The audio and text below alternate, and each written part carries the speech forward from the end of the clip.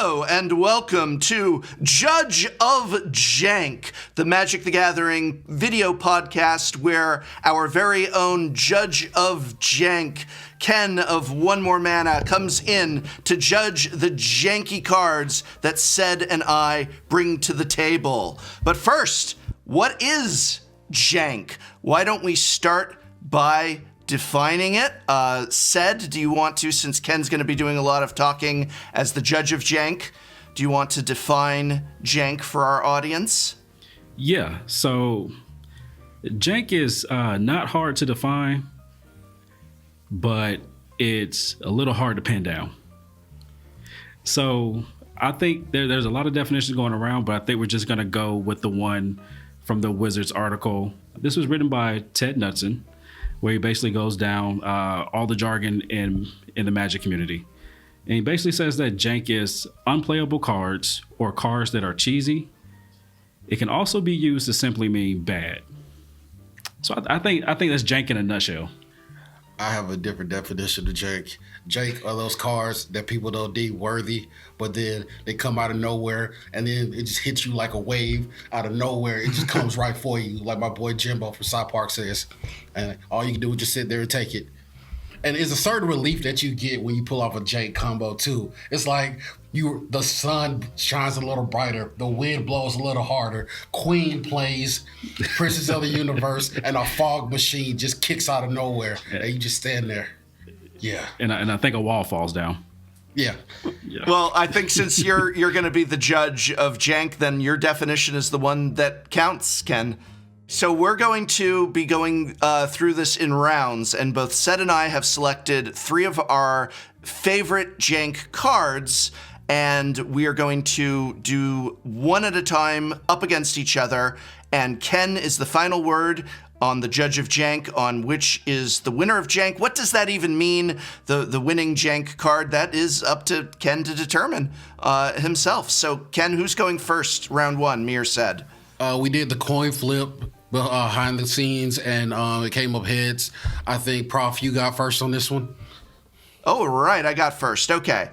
So my first piece of jank is a card called Delirium. Delirium is a black, a red, and 1 mana of any color for an instant, and it's a spell all the way back from Mirage that can only be cast during an opponent's turn. A tap target creature that player controls. That creature deals damage equal to its power to the player. Prevent all combat damage that would be dealt to and dealt by the creature this turn. And I absolutely love this card, especially in Commander. You got your opponent. All right, Judge Ken, let me just tell you, you've got your opponent. They've got this big monstrosity. They're ready to steamroll you, and you go, no. They're like, move to declare attackers. You Delirium. The thing smacks them in the face. It's beautiful. You can wheel and deal with it. Political stuff, it's great. I love this card. First, I love the stank on this janky card right here. It smells like day-old trash, 3-day-old Limburger cheese. I'm liking what you're putting out there. I'm loving it right now. So I gotta say, Ced, you got a lot to contend with because it has some of my favorite mechanics. It's coming out of nowhere. Nobody ever sees it coming, and it's just a great combat trick. Ced, step to the plate. Okay. Calm down. So I was going to say this for last, but you made me pull this card. Okay. You made me pull it. So have you ever heard of a card called Spirit Mirror? Spirit Mirror is an enchantment for white, and 2. It says that at the beginning of your upkeep, if there are no reflection tokens on the battlefield, you create a 2/2 reflection creature token. Okay, 4/4, you can create a 2/2. Okay. Yeah, okay. But this enchantment also has an activated ability. Okay. You can destroy target reflection. I know why are you looking at me like that? Because I don't know where you're going right now. Why are you looking at me in that tone of voice? I'm lost right now. My GPS is failing me. Where you going with this? All right. First of all, that activated ability is very useful. I hear that Morphon is a problem. He's a changeling. Okay. He's every creature type. So that means he's a reflection too. That's right. I hear that what's the mirror? The mirror creature that's also a changing. He changes all your creatures' base power and toughness. You know who I'm talking Mirror about. entity. Mirror entity. That's right. Once you change all of your creatures' base power and toughness, you also change all their creature types into changelings. Oh. Guess what? You can just pay 0 and destroy all of their creatures. Because all of them are reflections. Oh boy. Now, I'm gonna add a little more stank on this jank. So let's pair it up with another card called Unnatural Selection. Never heard of it. It's a blue enchantment for 1 and blue.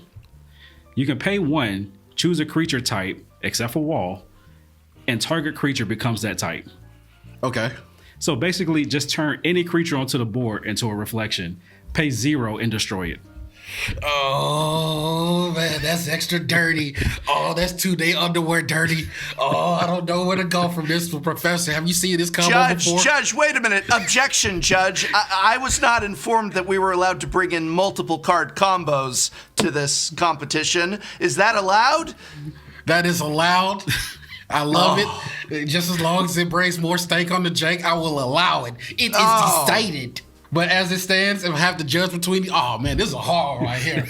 oh, you got flavor and you got more flavor. Oh, okay. You know what? I'm sorry, but this one has to go to Sid. Oh, okay. I'm loving it. It does a lot. Don't get me wrong, Delirium.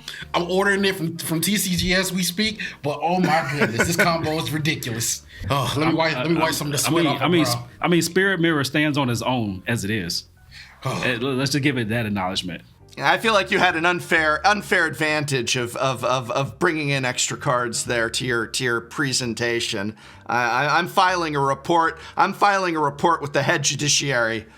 I will mark him for this one for unnecessary roughness for bringing in an additional card. But best believe he will be punished. All right, let's get it on. Second round. What we got? I think I got this one right. Okay, this one said since you cheated in the first round, we're gonna let you lead off with the second one.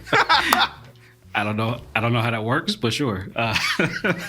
So in my definition of jank, it ended with just outright bad. Cards that are just bad. Okay. First bad card that comes to mind. This was actually a challenge given to me by our friend Cowboy Kyle. He challenged me to build a deck around this legendary creature. I just hate saying his name. It's called Aphemia the Cacophony. It is 1 and a black. It's a legendary enchantment creature harpy. It's a 2/1. It flies. At the beginning of your end step, you may exile an enchantment card from your graveyard. If you do, create a 2/2 black zombie creature token. You see how bad this card is? That is horrific. Why are you bringing this to the jank table? Everything about this card is a fail. You better bring it. Because right now the crowd is going to sleep right now. What do you have to bring?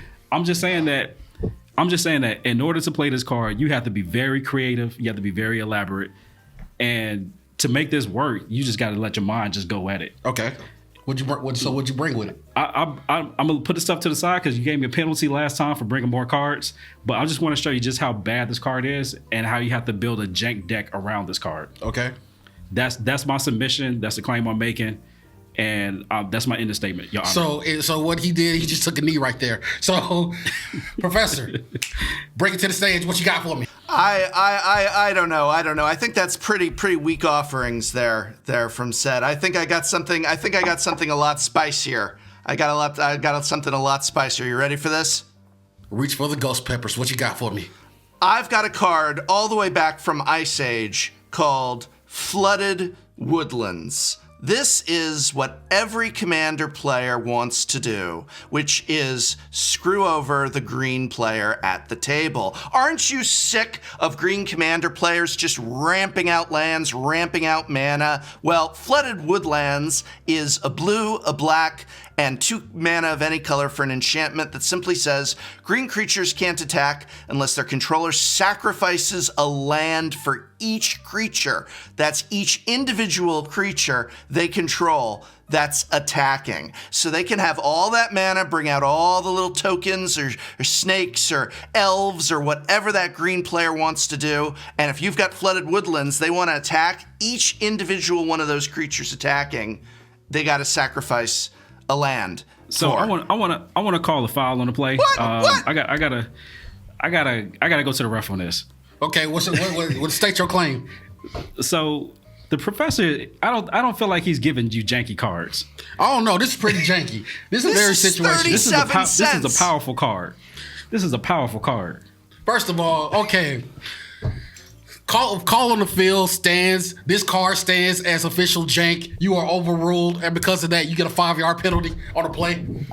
To go with my judgment, first of all, this card is a masterpiece. As a matter of fact, I'm looking up right now so I can purchase it. It is. You speaking to an choir when you're talking about green players. As a matter of fact, I know a guy turned 3. He has 10 lands. I can't explain it. I think he's cheating. But for this round in particular, it has to go to the professor. So as it stands, it is a 1-to-1 match. So you know what that means? Sudden death. Bring that fire. Since the professor won the last round and Sid tried to call with that weak sauce, Professor, go ahead. All right, for the third and final round here, what I'm bringing forward is a dirty, disgusting card. It's for everybody who always wanted to play Blood Moon in Commander, but isn't in mono red. Well, this is an artifact. You can spend 3 mana of any color for a little thing called a Quicksilver Fountain. Quicksilver Fountain is fascinating. At the beginning of each player's upkeep, that player puts a flood counter on target non-island land they control of their choice. That land becomes an island. Not in addition to its other types, just simply an island for as long as it has the flood counter on it. At the beginning of each end step, if all lands on the battlefield are islands, then you remove all flood counters from them. This thing just wrecks opponents who aren't in blue, who don't have islands, because after just a few rounds, everybody's just dealing with islands, and what are they going to do? Not place a new land during their turn in the hopes of getting rid of flood counters? Meanwhile, if you do happen to be in blue, much like being a red player playing Blood Moon, this Quicksilver Fountain puts you way ahead. And even if you're in blue in another color, you don't even have to be mono blue. You could be in like blue-white, blue-green, whatever. Maybe you got a couple artifacts out that'll give you that extra color. Maybe not. Maybe you're just going to deal with your blue spells, but it gives you such an edge in Commander. And the best thing about it, though, is it annoys the living hell out of your dearest friends. And in the end, isn't that all we ever want to do in Commander? I love it. This card is so dirty. It's eating sandwiches inside the bathroom dirty. Oh my God, it's that level of gross, and I'm loving every minute of it. As a matter of fact, every one of my blue decks is now gonna have this card. I'm being educated now, people. And you know what? Most people would say that this card is out of bound, but I will allow it. It is decided. Said, you better come with that heat, because right now you are getting flame broiled like Whoppers. First of all, I want to reclaim my time. Okay. I mean, that was a nice filibuster there, Professor. But people got places to go. You know what I'm saying? So I'm gonna offer up my last card. This is a wild card because I don't think Judge Ken is going to be very impartial to this, but I'm more about educating the masses out there. Oh, here we go. So he's about to get on his soapbox. Last card coming at you from Future Sight. If it's from Future Sight, you know it's going to be weird. All right. Even the design of the card itself, the physical card, is just weird to look at. What's even more weird is the ability on this card. The card that I'm offering up is Spellweaver Volute. Okay. This is an enchantment aura for 2 blue and 3. What does this enchant? A creature? No. A player? No. This card enchants instants in graveyards. Okay. It attaches itself to an instant spell in a graveyard. Okay. Anytime that you play a sorcery spell, you can copy that instant spell for free. Do you feel what I'm throwing down here? I smell what you stepping in. And you notice I said graveyards. Your Honor, I object. This card is actually good. Your Honor, this is not jank. This is quality. I think this may Unacceptable. actually be an illegal card that you actually introduce into the jank pile because that seems way too good to be true. You get to cast it without paying the mana cost? Correct. I don't know, man. That seems like an extra man on the field right there, man. Nah, yeah, that seems illegal right now. Hold on, let me take it to the judge. Judge, how do you feel about that? I feel like that's nasty, but you know what? I will allow it. So look, I'm stating my claim. This is just jank on his face. The card itself just does things that other cards don't do. Okay. All right, you're enchanting instant spells in any graveyard. Okay. Doesn't have to be yours. So I'm thinking that you can play this in your Spell Slinger decks. I think the best commander for this is Elsha the Infinite. Wu-Tang Clan represent. All day. All right, 36 chambers. All right, you can definitely have all those chambers, plus more, when you play Spellweaver Volute. With that being said, the final decision and the winner of the stankiest jank has to go to the Professor. I'm sorry, that card is illegal. I'm sorry, that card is illegal, and you know it. That card is too good. That is not jank, and you know it. You tried to slip one in, and I wasn't gonna allow that. First of all, Delirium. Delirium is very good. But you won that round, so why are you complaining? I thought we can use good cards. That's still jank. Professor, congratulations. You win the best 2 out of 3 match. I want to talk to an authority figure. You are speaking to the only authority figure that matters right now. I need an adult. I am the adult. I need The another judge's adult. ruling is final. Don't embarrass yourself here by going against the judge. It's your own fault for picking quality cards. I mean, come on, that's already that's a $2 card you just put forward. That's outrageously expensive for jank. And my ruling will not change. Even if you slide me that $20 right now, my ruling will not change. Well, that was the first but far from the last judge of jank that we are going to do. And if you enjoyed Sed and Ken, then I encourage you to go check out their YouTube channel, which I will link in this video's description below. They've got all kinds of awesome content over there. I'm a huge fan of what they do and was so happy to have them on here today. And, we were having a lot of fun joking around, but Commander is the jank format. Commander was originally, there were no made for Commander cards in pre-cons that were looking to be good. Commander was about digging into the pile of trash that has no home anywhere else and finding a home for those awesome, fun spells. And so, in the end, I don't know. What do you guys think? I think if you're building with jank and Commander, then you're really doing it right, doing the spirit of the format. Yeah, basically, I would just want to say that jank is just whatever level of creativity that you're bringing to your deck building. And if you can turn heads, if you can, make people's eyes widen, even if it's just self-fulfillment. Like your deck is a certain flavor or a theme that really appeals to you. That's jank. And so it's all about having fun at the end of the day. Yeah, my favorite part about jank is that, one, people rarely see it coming. 2 is like you said, the look and expressions on their face, like, wait, what's going on right now? Wait, what does that do? And anytime where somebody has to go to their phone to try to figure out if it's legal or not, that's one of my favorite parts of the game right there too. Yeah, it's good to play some straightforward cards, but every now and then you got to throw that curveball. And you know what? Jank can actually help with my favorite part of Magic, destroying souls. That's right. We come there to drag you down to the bottom, baby. When we go high, when we go low, we take it to the floor with you with Magic. I mean, I love jank. I play Merfolk in all formats, so definitely that's my jank credentials. That's why you can't beat me in a jank off. Thank you guys for being here and janking off with me. What?